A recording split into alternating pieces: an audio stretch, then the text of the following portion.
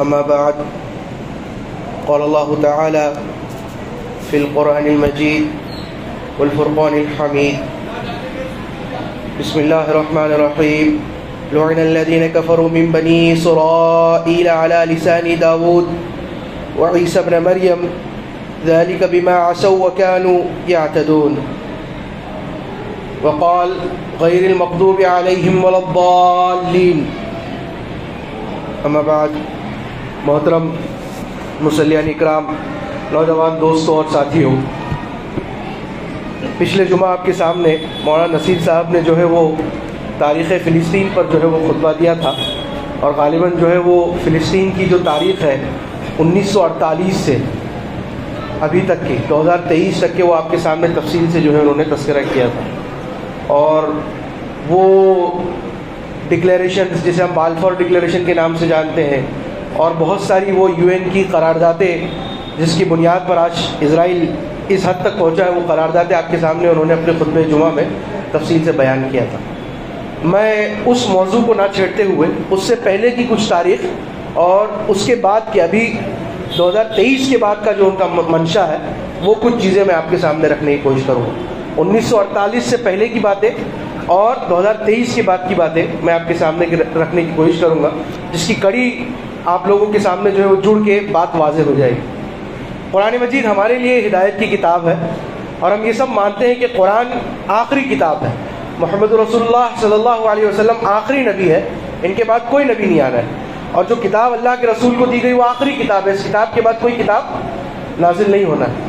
ہم جب قرآن مجید کا مطالعہ کرتے ہیں، قرآن مجید کو ترجمے سے پڑھتے ہیں، تفصیل سے اگر آپ پڑھیں گے، یہاں پر جتنے لوگ بیٹھے ہیں اگر ان لوگوں نے پڑھا ہوگا تو آپ نے یہ بات محسوس کی ہوگی قرآن مجید کے اندر کہ قرآن مجید میں اگر کسی قوم کا زیادہ تذکرہ آیا ہے تو وہ بنی اسرائیل قوم ہے، جس قوم کی مثالیں اللہ تعالیٰ نے ایک نہیں، کئی نہیں، ہزاروں مرتبہ، کئی سو مرتبہ بنی اسرائیل کا تذکرہ کر کے جو ہے وہ ہمارے سامنے رکھی۔ جبکہ عموماً تو یہ ہوتا ہے کہ اگر کسی کو نصیحت کرنی ہوتی ہے، مثال کے طور پر گھر میں 3 بھائی ہیں اور چھوٹا والا اگر زیادہ مستی کرے گا تو والد بڑے بھائی کی مثال دے کے کہتا ہے نا کہ تمہارے بڑے بھائی کو اس نے بھی ایسی مستی کی تھی تو اس کے ساتھ یہ معاملہ ہوا تھا۔ یہ تو نہیں کہتا نا کہ تمہارے چچا نے ایسا کیا تھا، کہ تمہارے پردادا نے ایسا کیا تھا، کوئی اس طرح کی مثال تو پیش نہیں کرتا، یہ کہتا ہے کہ تمہارے بڑے بھائی نے مستی کی تھی تو اس کو یہ سزا ملی تھی۔ تو اگر دیکھا جائے ترتیب کے اعتبار سے تو امت مسلمہ سے پہلی والی امت کون سی تھی؟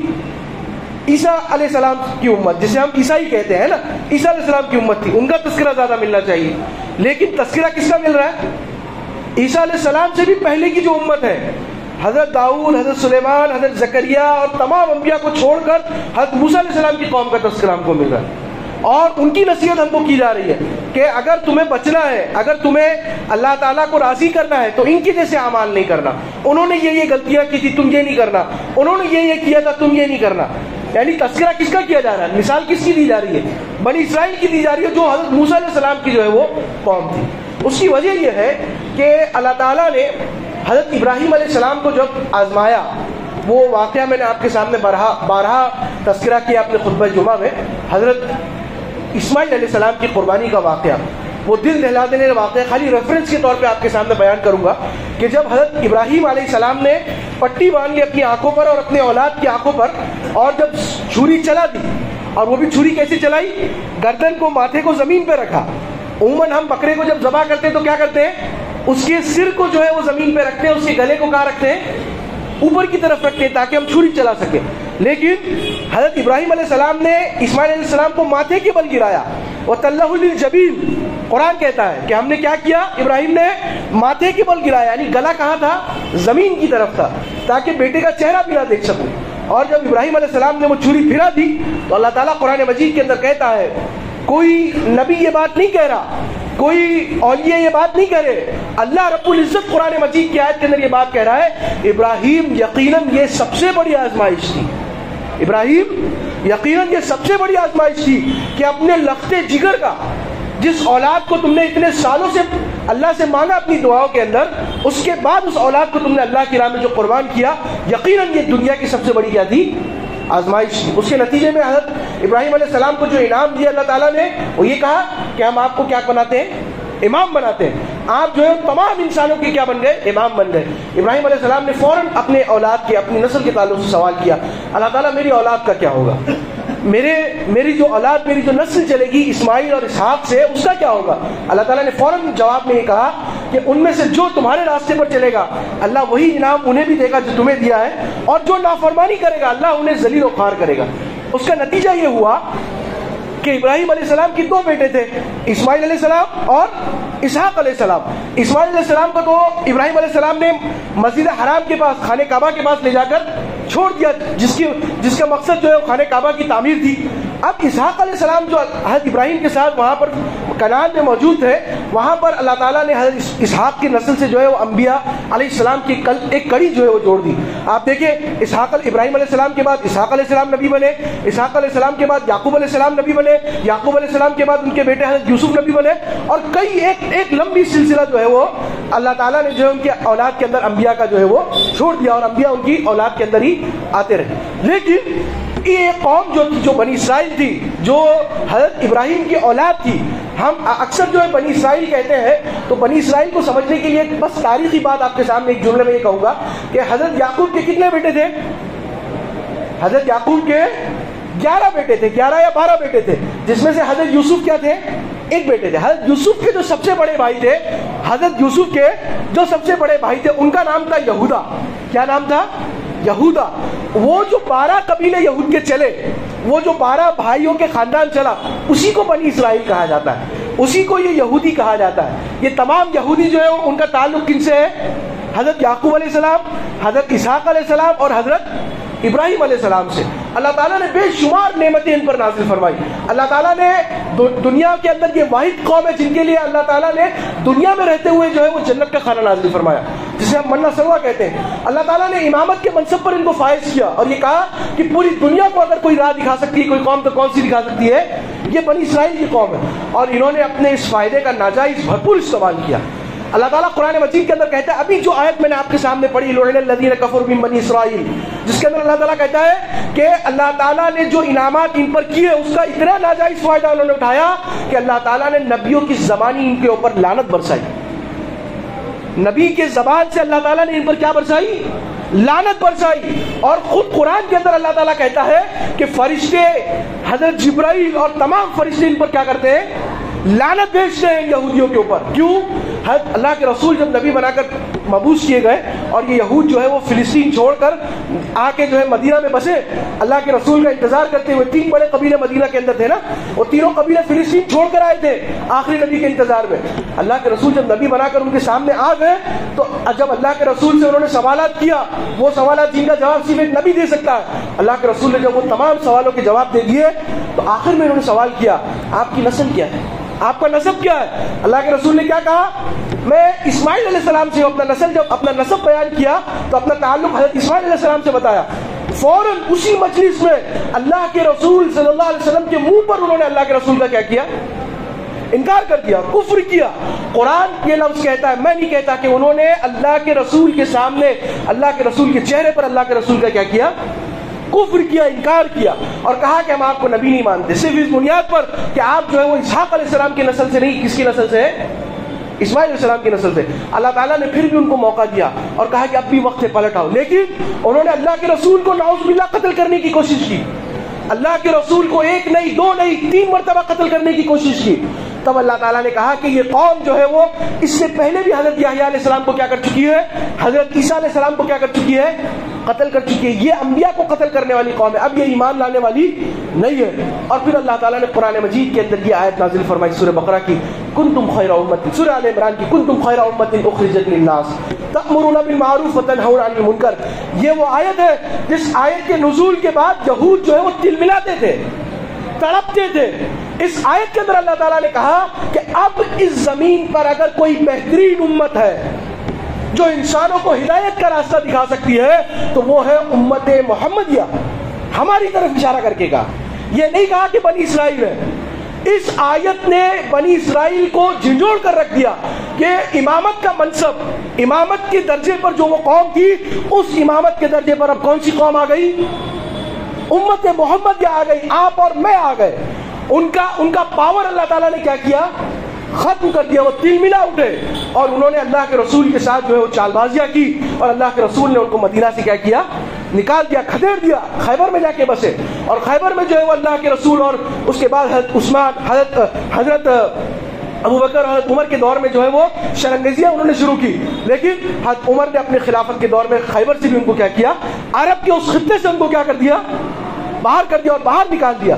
لیکن ان کے دل میں یہ کیل چبھی ہوئی تھی کہ حضرت عمر نے بھی ہم کو خیبر سے نکالا اور اللہ کے رسول نے بھی ہم کو مدینہ سے کیا نکالا، اور جس نبی کے انتظار میں ہم آئے تھے اس نبی نے بھی، وہ نبی بھی ہمارے خاندان کا نہیں تھا. تو انہوں نے اپنی کتاب میں جو ہے وہ، جس کو ہم مسیح دجال کہتے ہیں، جس کو ہم دجال کہتے ہیں، انہوں نے اس دجال کا انتظار کرنا شروع کر دیا اور کہا کہ وہ دجال آئے گا جو ہمارا کیا ہوگا، قائد ہوگا، ہمارا رہبر ہوگا، ہمیں نجات دلائے گا، ہماری حکومت کا کیا کرے گا، اعلان کرے گا. اسی لیے 1948 میں انہوں نے اپنی صہیونی تنظیم قائم کی اور اس تنظیم نے ان کی حکومت قائم کی، جس حکومت کو آج ہم کس نام سے جانتے ہیں، اسرائیل کے نام سے جانتے ہیں. اور اپنا باقاعدہ ناجائز ملک جو ہے وہاں پر کیا کیا، انہوں نے قائم کیا. اور صرف قائم ہی نہیں کیا، زمین کو ہڑپا ہی نہیں، بلکہ میں آپ کے سامنے یہ بات جو ہے کہہ رہا ہوں کہ وہ فلسطینی جو اپنے گھروں میں رہتے تھے، ابھی میں مثال کے طور پر آپ سے کہوں گا کہ یہ سامنے گراؤنڈ فلور پر ایک شخص رہتا ہے، اس کا گھر ہے، اس کا ذاتی گھر ہے، کرائے پہ نہیں ہے وہ، ہے نا. مثال کے طور پر آپ سے کہوں گا، ابھی میں پہنچ جاؤں اور کہوں کہ گھر سے نکلو آپ باہر، یہاں تو میرا قبضہ ہے، یہاں میں رہوں گا کر کے، اور زور زبردستی کر کے جو طاقت کے بلبوتے پہ اس کو اپنے گھر سے نکال دیں اور میں اس گھر میں جا کے بس جاؤں، اور وہ بیچارہ جس کا گھر تھا وہ اپنے گھر کے باہر جو ہے وہ ٹینٹ لگا کر، جھوپڑی لگا کر انتظار کرے کہ یہ میرے گھر سے نکلے گا اور میں اپنے گھر میں جاؤں گا. یہ حال فلسطینیوں کا ہے، اور یہ حال پچھلے 75 سالوں سے ہے. وہاں کے فلسطینی بتاتے ہیں ایک نہیں، دو نہیں، ہماری 3 نسلیں گزر گئی اپنے گھروں کے باہر جھوپڑوں میں گزارتے ہوئے کہ کب وہ اسرائیلی ہمارے گھر کو خالی کرے گا اور ہم اپنے گھر میں داخل ہوں. یہ ناجائز قبضہ انہوں نے کیا، اور یہ قبضہ ایک دن کا نہیں ہے، پچھلے 75 سالوں سے وہ قبضہ کرتے ہوئے آ رہے ہیں. اور اپنی پارلیمنٹ کے اندر انہوں نے جو ہے وہ ایک میپ بنا کے لٹکایا ہے. میں اپنی بات ہوے میں نہیں کہہ رہا، آپ جا کر انٹرنیٹ کے اوپر جا کے گوگل کر سکتے ہیں، دیکھ سکتے ہیں. ان کا منشا اور ان کا مقصد جو ہے وہ گریٹر اسرائیل قائم کرنا ہے. کیا قائم کرنا ہے؟ گریٹر اسرائیل. وہ کہتے ہیں کہ عرب کا کچھ حصہ جس میں اللہ کے رسول کی سرزمین مدینہ المنورہ بھی جو ہے وہ اسرائیل کا حصہ ہے. نعوذ باللہ وہ یہ کہتے ہیں، اور باقاعدہ میپ بنا کے لگایا ہے کہ آج ہمارا فلسطین اتنا سا ہے، لیکن عنقریب ہم اس فلسطین کو کتنا بنانے والے ہیں، مصر بھی لیں گے، اس کے اندر لبنان بھی لیں گے، اور وہ تمام ملک جو اس سے ملے جلے ہیں ان کی بارڈر ہے، وہ یہ کہتے ہیں کہ اس تمام کے تمام کس کا حصہ ہے، اسرائیل کا حصہ ہے. اور مدینہ المنورہ کا کچھ حصہ بھی وہ اپنے میپ کے اندر شامل کر کے کہتے ہیں کہ یہ ہماری گریٹر اسرائیل کا کیا ہے. اسی لیے ابھی کچھ دن پہلے کا ایک پریس ریلیز ہے، آپ نے دیکھا ہوگا واٹس ایپ کے اوپر، یوٹیوب کے اوپر، ان کے پرائم منسٹر نے برجستہ میڈیا کے سامنے یہ بات کہی کہ we are taking ahead a step to get greater Israel. ہم ایک قدم آگے بڑھا رہے ہیں گریٹر اسرائیل کے لیے. یہ جو جنگ ہو رہی ہے، یہ جنگ کا مقصد جو ہے بڑا اسرائیل قائم کرنا ہے.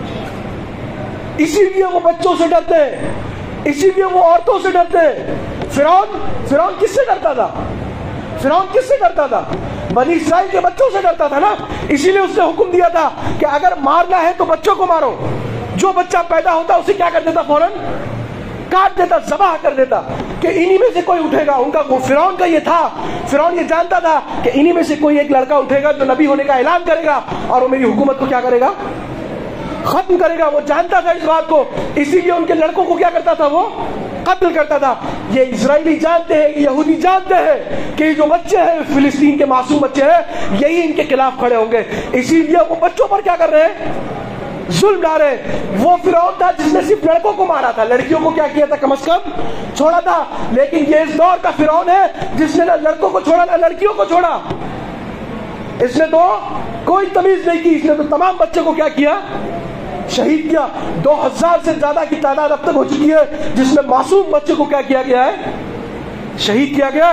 اس کے بعد جو ہے وہ دھڑلے سے یہ بات کہی جاتی ہے کہ ہم پر ظلم کیا گیا، ہم پر ظلم کیا گیا. اس کا جواب دے رہے ہیں آپ جو پچھلے 75 سالوں سے ظلم کر رہے ہیں، اس کا جواب آپ نے جو ان کو نکالا اپنے گھروں سے. میں بتا رہا ہوں کہ جو بات میں نے آپ کے سامنے کہی، ٹینٹ والی بات ہوا میں نہیں کہی. وہاں کے لوگ کہتے ہیں فلسطینی کہ ہم اپنے ہی گھروں کے سامنے جو ہے وہ بنجاروں کی طرح رہتے ہیں، ہماری ایک کے بعد 3 نسلیں آ چکی ہے.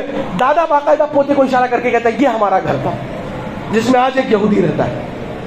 تو آپ یقین جانیے اگر فتح ہوگی تو فتح اللہ تعالیٰ جو ہے وہ انشاءاللہ فلسطینیوں کو عطا فرمائے گا. مایوس ہونے کی ضرورت نہیں ہے, مایوس ہونے کی ضرورت نہیں ہے. یقیناً اللہ تعالیٰ ان کے ساتھ ہے, اللہ تعالیٰ ان کو فتح یاب کرے گا. لیکن یہاں پر احتساب کرنے کی ضرورت ہے. میں اور آپ بحیثیت انڈیویجول کیا کر رہے ہیں؟ کیا ہم اپنے نوجوانوں کو اس بات سے آگاہ کر رہے ہیں, اس تاریخ سے آگاہ کر رہے ہیں؟ ہم اپنے ان چھوٹے بچوں کو فلسطین کی تاریخ بتا رہے ہیں؟ ہم ان چھوٹے بچوں کو جو ہے وہ یہودیوں کی تاریخ بتا رہے ہیں کہ نہیں بتا رہے ہیں؟ اگر ہم ان کو آگاہ نہیں کر رہے اپنی تاریخ سے تو وہ تو کامیاب ہو گئے. اگر وہ غازی ہوئے, جیت گئے تو غازی بن جائیں گے, اور اگر شہید ہوئے تب بھی جیت گئے, جنت میں داخل ہو جائیں گے. وہ تو کامیاب ہے. اصل سوال تو میرا اور آپ کا ہے کہ ہم کیا کر رہے ہیں. کیا ہم اپنے بچوں کے دلوں میں وہ احترام کا جذبہ بیت المقدس کا پیدا کر رہے ہیں کہ نہیں کر رہے؟ بڑے معذرت کے ساتھ یہ جملہ کہنا پڑتا ہے محترم بھائیوں, ہماری آج کی نسل یہ کہتی ہے, برجستہ یہ کہتی ہے. میں آپ کے سامنے کوئی کہانی یا اپنے من کی بات نہیں کہہ رہا. آج کی نوجوان نسل, سیکولر نوجوان نسل یہ کہتی ہے ایک بیت المقدس کا تو مسئلہ ہے, جانے دو, کیا فائدہ اتنوں کی جان برباد کر کے, ایک بیت المقدس دے دو, جھگڑا کیا ہو جائے گا, ختم ہو جائے گا. یہ کون کہہ رہا ہے؟ ہماری آج کی سیکولر مسلم نوجوان یہ کہہ رہے ہیں. اس کی وجہ یہ ہے کہ یہاں جتنے بوڑھے بزرگ بیٹھے ہیں انہوں نے اپنا کام نہیں کیا, ہم نے اپنا کام نہیں کیا, ہم نے تاریخ سے لوگوں کو آگاہ نہیں کیا. اسی لیے بیت المقدس کی وہ تعظیم جو ان کے دلوں میں بیٹھنی چاہیے تھی وہ ان کے دلوں میں نہیں بیٹھی. کیا ہے بیت المقدس کی تعظیم؟ کیا ہے مسجد اقصی؟ وہ جگہ ہے مسجد اقصی جہاں پر اللہ کے رسول صلی اللہ علیہ وسلم نے حضرت آدم سے لے کے حضرت عیسیٰ تک کے تمام انبیاء کی امامت فرمائی تھی. وہ ہے مسجد اقصی جہاں سے اللہ تعالیٰ نے اپنے نبی کو معراج پر لے کے گیا. اللہ کے رسول صلی اللہ علیہ وسلم جب معراج پر گئے تو کہاں پر سو رہے تھے؟ اللہ کے رسول حرم میں تھے, خانہ کعبہ کے پاس اپنی پھوپھیزاد بہن کے گھر میں تھے نا, وہیں سو رہے تھے. اب مسجد حرام سے بڑی کوئی مسجد ہے کیا؟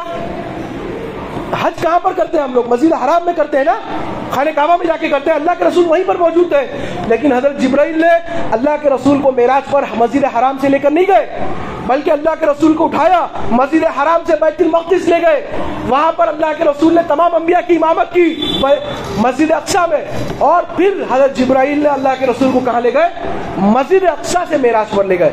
اللہ تعالیٰ یہ دکھانا چاہتا تھا کہ جس طرح بیت حرام کی مسجد حرام کی اللہ تعالیٰ کے نزدیک اہمیت ہے, اسی طرح بیت المقدس مسجد اقصی کی بھی اللہ کے نزدیک کیا ہے؟ اہمیت ہے. مجھے اور آپ کو یہ بتانے کے لیے کیا گیا کہ جس طرح حرمت مسجد حرام کی ہے, خانہ کعبہ کی ہے, مسجد نبوی کی ہے, ویسے ہی مسجد اقصی کی بھی حرمت کیا ہے؟ اللہ کے رسول کی حدیث ہے جس میں اللہ کے رسول کہتے ہیں کہ 3 مقامات ایسے ہیں جہاں پر آپ زیارت کر سکتے ہیں, زیارت کر سکتے ہیں, ثواب آپ کو ملے گا. صرف 3 مقامات. پہلا مقام خانہ کعبہ, دوسرا مقام میری مسجد یعنی مسجد نبوی جس کو اللہ کے رسول نے کہا, اور تیسرا مقام مسجد اقصی. یہاں پر اگر آپ زیارت کریں گے تو اللہ تعالیٰ آپ کو کیا کرے گا؟ ثواب سے جو ہے وہ نوازے گا. آپ سوچئے اتنا اللہ تعالیٰ نے محترم بنایا, اتنا جو ہے وہ عزت کے مقام پر اس مسجد کو لے گیا, اور ہمارے دلوں میں اس کا کیا احترام ہے؟ کیا ہم نے وہ احترام اپنے بچوں کے, اپنے آنے والی نسلوں کے دلوں میں ڈالا کہ نہیں ڈالا؟ اگر نہیں ڈالا تو ایک کوشچن مارک ہے. اللہ تعالیٰ آپ سے سوال کرے گا, اللہ مجھ سے سوال کرے گا, اللہ ہم سے سوال کرے گا. ابھی بھی موقع ہے, آپ جو ہے اپنے آپ کو بھی اس تاریخ سے جو ہے وہ آگاہ کیجئے, تاریخ جانیے, ہسٹری جانیے, اور اپنے آنے والی نسل, اپنے بچوں, اپنے بھائیوں کو بھی تاریخ سے کیا کیجئے؟ آگاہ کیجئے. یقین جانیے اللہ تعالیٰ فلسطینیوں کی مدد کر رہا ہے, کرے گا اور کرتے رہے گا. اللہ ان کو کامیاب کرے گا. کیا ہوا؟ فرعون نے بچوں کو قتل کیا نا, اس ڈر سے کہ کوئی نبی نہ آ جائے, کوئی بچہ نہ آ جائے. لیکن کیا ہوا؟ اللہ تعالیٰ نے موسیٰ کو کس کے گھر میں پرورش دلوائی؟ اللہ تعالیٰ نے موسیٰ کی پرورش, حضرت موسیٰ علیہ السلام کی پرورش کس کے گھر میں کی؟ موسیٰ کی پرورش فرعون کے گھر میں کی, اور فرعون کے گھر میں اللہ تعالیٰ نے موسیٰ علیہ السلام کو کیا کیا؟ کھڑا کیا. تو اللہ تعالیٰ کی پلاننگ ہم نہیں جانتے, اللہ تعالیٰ کب کیسے کرے گا, لیکن اللہ تعالیٰ انہی کے ذریعے کیا کرے گا؟ کرے گا فلسطینیوں کے ذریعے انشاءاللہ۔ میرا اور آپ کا کام ہے کہ ہم اپنے بھائیوں کو کم از کم دعاؤں میں یاد رکھیں۔ میرا اور آپ کا کام ہے ہم اپنے بھائیوں کے تعلق سے اپنے آنے والی نسلوں کو کیا کریں؟ آگاہ کریں۔ اگر ہم یہ بھی نہیں کر سکتے تو ہماری ایمانی غیرت کے اوپر ہم کو دیکھنا ہوگا کہ ہمارے دلوں میں ایمان باقی ہے کہ نہیں باقی ہے۔ یہ جو گریٹر اسرائیل کی بات ہو رہی ہے یقیناً یہ ہوگا، یہ قائم کرنے کی کوشش کریں گے، لیکن کیا ہم جو ہے وہ اللہ تعالیٰ کے اس دین، اللہ تعالیٰ کی اس مسجد کی حفاظت کے لیے دعا کر سکتے کہ نہیں کر سکتے؟ اس کا سوال میرے اور آپ کے اوپر ہے۔ تو میں آخر میں اپنی گفتگو کو ختم کرتے ہوئے آپ لوگوں سے یہ التماس کروں گا، اللہ کے لیے اللہ کے لیے اللہ کے لیے اپنے آپ کو تاریخ سے آگاہ رکھیے، اپنے آنے والی اولاد کو، آنے والی نسل کو بھی آگاہ رکھیے۔ یقین جانیے اللہ تعالیٰ آپ کو بھی جو ہے، اگر آپ بھی اسی درد اور شدت سے ان کے لیے دعائیں کریں گے۔ مثال کے طور پر میں نے اپنے درس میں، پچھلے جمعہ کے درس میں یہ بات بیان کی تھی کہ آپ کا کاروبار ہے یا آپ کے گھر میں کوئی آپ کا عزیز ہے اگر بیمار پڑ جائے، یا آپ کے کاروبار میں کوئی نقصان ہو جائے تو انسان ہل جاتا ہے، انسان اس بات کی کوشش کرتا ہے، دعائیں مانگتا ہے نماز کے اندر۔ اگر زیادہ نقصان ہے، زیادہ تکلیف پہنچی تو تہجد میں اٹھ کے نماز پڑھ میں دعا مانگتا ہے نا، اکیلے میں رات کے آخری اوقات میں اٹھ کے دعا مانگتا ہے نا کہ اللہ تعالیٰ جو ہے وہ اس مصیبت سے مجھے کیا کر نکال۔ اگر آپ ویسی محبت اپنے بھائیوں سے کرتے ہیں جیسے اپنی اولاد سے کرتے ہیں تو ہم پر یہ فرض ہے کہ ہم تہجد میں اٹھ کے ان کے لیے کیا کریں؟ دعائیں مانگے۔ اللہ کے رسول کی حدیث ہے کہ یہ امت ایک جسم کے مانند ہے، اگر اس کے پیر میں کانٹا چبھے تو اس کا درد پورا جسم کیا کرے گا؟ محسوس کرے گا۔ اگر میرے اور آپ کے دل میں درد محسوس نہیں ہو رہا تو مجھے اور آپ کو اپنے ایمان کا جائزہ لینا چاہیے کہ دل میں ایمان باقی ہے کہ نہیں باقی ہے۔ آخر میں اللہ تعالیٰ سے دعا ہے کہ اللہ تعالیٰ ہم سب کو اپنے بھائیوں کے لیے دعا کرنے کی توفیق عطا فرمائے۔ اللہ تعالیٰ جو لوگ شہید ہو گئے جنت میں ان کے درجات کو بلند فرمائے، اور جو لوگ حیات ہے اللہ تعالیٰ ان سے تو تیری مسجد اقصیٰ کی حفاظت کا کام لے لے۔ اللہ تعالیٰ ہم سب کے دل میں جو ہے وہ حمیت پیدا فرما دے، اللہ تعالیٰ ہم سب کے دل میں ایمان پیدا فرما دے۔ آمین۔ وآخر دعوانا الحمدللہ رب العالمین۔